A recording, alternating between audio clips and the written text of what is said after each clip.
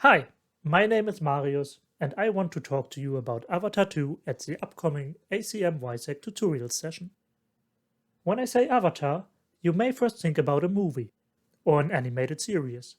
For some, Avatar may even refer to a metal band. But for me, Avatar means something entirely different.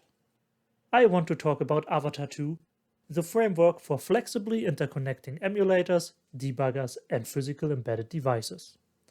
Avatar 2 has been used in many projects, for instance for improving emulation of embedded devices firmware, fuzzing the Linux kernel, or analyzing cellular baseband firmware.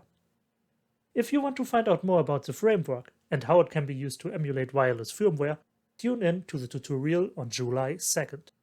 This and all the other amazing tutorials will be available to WiSec 21 attendees and are also live streamed to YouTube free of charge.